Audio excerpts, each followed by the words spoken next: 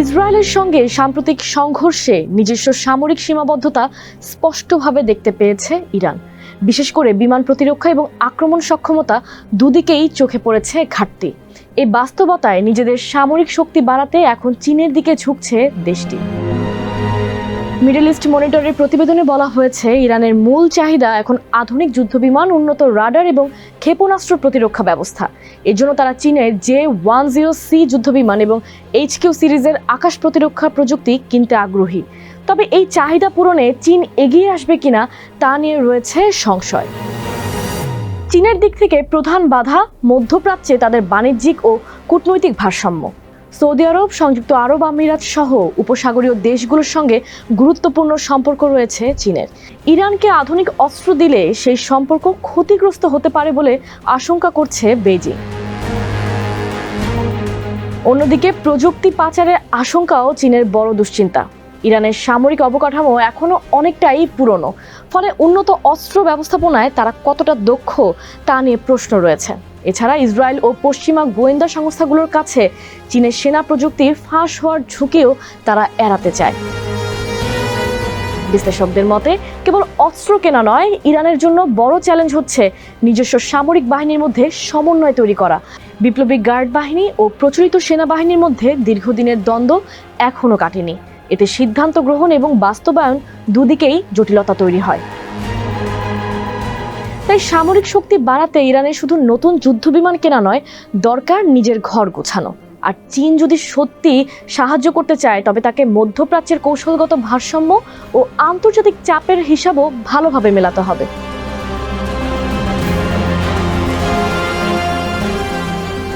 লন্ডনের international institute for strategic studies IISS এর তথ্য মতে, তেহরানের সংগ্রহে রয়েছে 9টি F-4 ও F-5 যুদ্ধবিমানের একটি স্কোয়াড্রন, রাশিয়ার সুখোই 24 এর একটি স্কোয়াড্রন ও কয়েকটি MiG-29, F-7 ও F-14 যুদ্ধবিমান।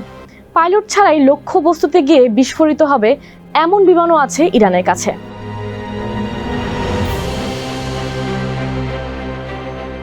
পঞ্চম প্রজন্মের স্টিলথ প্রযুক্তি।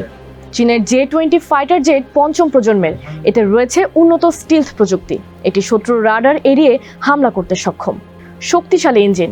আধুনিক চীনা যুদ্ধবিমানে উচ্চ ক্ষমতা সম্পন্ন ইঞ্জিন ব্যবহার হয়।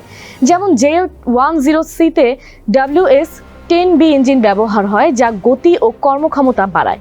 একাধিক অস্ত্র বহনের ক্ষমতা। চীনা ফাইটার জেটগুলো আকাশ থেকে আকাশে, ভূমি থেকে আকাশে নিক্ষেপযোগ্য ক্ষেপণাস্ত্র, বোমা এবং রকেট বহন করতে পারে। উন্নত রাডার ও সেন্সর।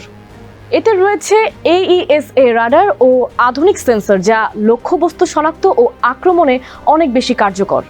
মাল্টিরোল ক্ষমতা। চীনা জেটগুলো আকাশ প্রতিরক্ষা, আক্রমণ, নজরদারি সহ বিভিন্ন ধরনের মিশনে ব্যবহার করা যায়।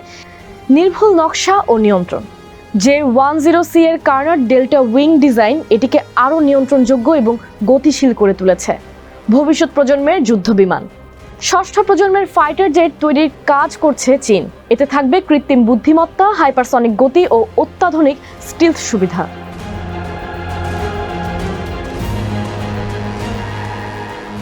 ভারত পাকিস্তান সংঘাতে চীনা যুদ্ধবিমানের কার্যকারিতা নিয়ে আন্তর্জাতিক পর্যায়ে ব্যাপক আলোচনা শুরু হয়েছে। পাকিস্তানের ব্যবহার করা চীনের তৈরি আধুনিক J-10C যুদ্ধবিমান প্রথমবারের মতো যুদ্ধক্ষেত্রে ফ্রান্সের অপ্রতিরোধ্য খ্যাত রাফায়েল যুদ্ধবিমানকে পরাস্ত করেছে বলে দাবি করা হচ্ছে। এই ঘটনাকে সামরিক ভারসাম্যে একটি টার্নিং পয়েন্ট হিসেবে দেখছেন অনেকে। J-10C তৈরি করেছে চীনের রাষ্ট্রায়ত্ত চেংদু এয়ারক্রাফট কর্পোরেশন। এটি মাঝারি ওজনের একক ইঞ্জিন বিশিষ্ট মাল্টিরোল যুদ্ধবিমান, যার কাজ মূলত আকাশে আধিপত্য প্রতিষ্ঠা করা। তবে আকাশ থেকে ভূমিতে আঘাত হানার কাজও দক্ষ এটি। ফলে কম দামে অত্যাধুনিক যুদ্ধবিমান কিনতে চীনের মুখাপেক্ষী হচ্ছে অন্যান্য দেশগুলো।